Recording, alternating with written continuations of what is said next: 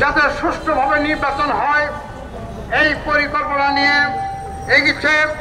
ঠিক সেই সঙ্গে বলতে চাই, আজকে যত তাড়াতাড়ি সংস্কারও চলবে এবং নির্বাচনের ব্যবস্থা যে প্রক্রিয়া তাও অব্যাহত থাকবে। জনপ্রতিনিধিশীল হাতে ক্ষমতা না দেওয়ার কারণে, না আসার কারণে আজকে আমরা লক্ষ্য করছি চক্রান্তকারীরা বিভিন্ন ধরনের চক্রান্ত শুরু করছে। আমাদের যে ছাত্র জনতার যে অভ্যুত্থানের ফসল তাকে নষ্ট করার জন্য বিভিন্ন ধরনের চক্রান্ত করছে। বন্ধুরা আমার, আমরা লক্ষ্য করছি আজকে হিন্দুস্তান থেকে তারা যেভাবে আমাদের দেশের বিরুদ্ধে কুৎসা রচনা করছে, বিভিন্ন ধরনের চক্রান্ত করছে, বিভিন্ন ধরনের সীমান্তে বিভিন্ন হামলা প্রক্রিয়া চালানোর চেষ্টা করছে।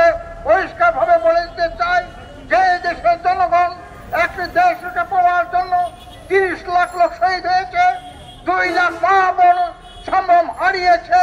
সেই দেশকে দিয়ে যদি ভারত ছিনিমিনি বা কোনো কিছু করার চিন্তা ভাবনা করে থাকে তাহলে তারা দুঃস্বপ্নের দেশে বসবাস করছে। পরিষ্কার ভাবে বলে চাই এই দেশের জনগণ 30 লাখ লোক শহীদ হয়েছে, প্রয়োজনে এই দেশকে রক্ষা করার জন্য 7 লাখ লোক আত্মহত্যা দেওয়ার জন্য তারা প্রস্তুত আছে। বন্ধুরা আমার, বাংলাদেশের জনগণ আজকে ঐক্যবদ্ধ দেশ রক্ষা ওই হিন্দুস্তানের ষড়যন্ত্রের বিরুদ্ধে রুখে দাঁড়ানোর জন্য তারা সকল ধরনের প্রস্তুতি নিয়ে আছে। বন্ধুরা আমার, দেশের জন্য তারা দেশ রক্ষা করার জন্য যেমনি জীবন দিয়েছে, আজকে দেশকে রক্ষা করার জন্য, সার্বভৌমত্ব রক্ষা করার জন্য তারা তার দ্বিগুণ রক্ত দেওয়ার জন্য প্রস্তুত আছে। বন্ধুরা আমার, আমরা লক্ষ্য করছি আজকে সেই শহীদ হত্যা করেন শহীদ সহ যে সমস্ত সাথীরা জীবন দিয়েছে, আত্ম উৎসর্গ করেছে, তাদের প্রতি শ্রদ্ধা নিবেদন করছি।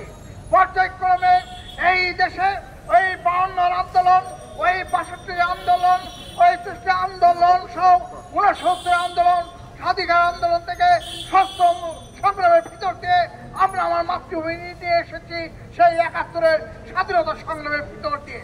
এর ভিতরে যারা শহীদ হয়েছে তাতে কেউ তাদের শ্রদ্ধা।